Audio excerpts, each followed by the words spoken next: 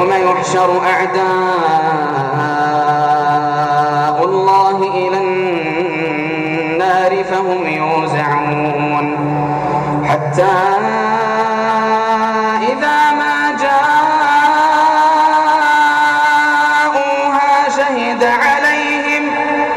شهد عليهم سمعهم وأبصارهم وجلودهم بما كانوا يعملون وقالوا لجلودهم لم شهدتم علينا قالوا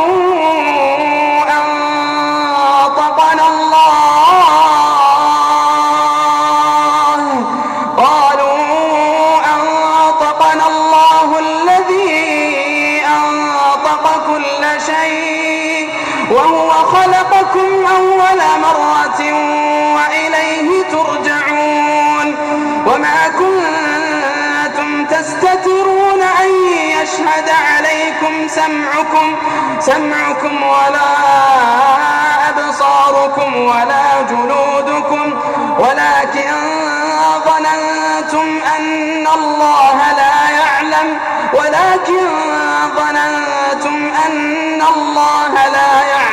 كثيرا مما تعملون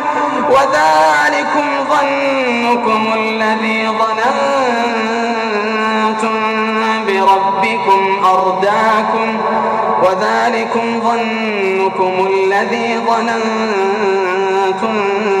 بربكم أرداكم فأصبحتم من الخاسرين فإن يصبروا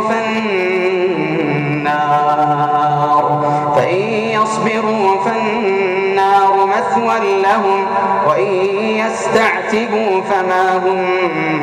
من المعتبين وقيضنا لهم قرناء فزينوا لهم ما بين أيديهم وما خلفهم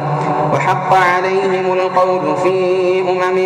قد خلت من قبلهم من الجن والإنس إنهم كانوا خاسرين وقال الذين كفروا لا تسمعوا لهذا القرآن والغوا فيه لعلكم تغلبون فلنذيقن الذين كفروا عذابا شديدا ولنجزينهم أسوأ الذي كانوا يعملون ذلك جزاء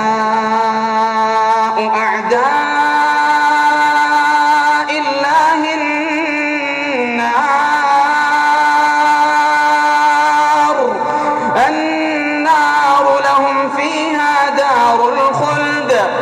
النار لهم فيها دار الخلد جزاء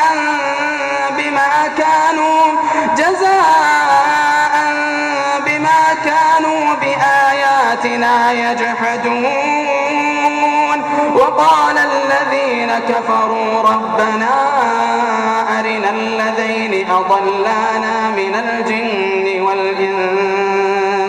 وقال الذين كفروا ربنا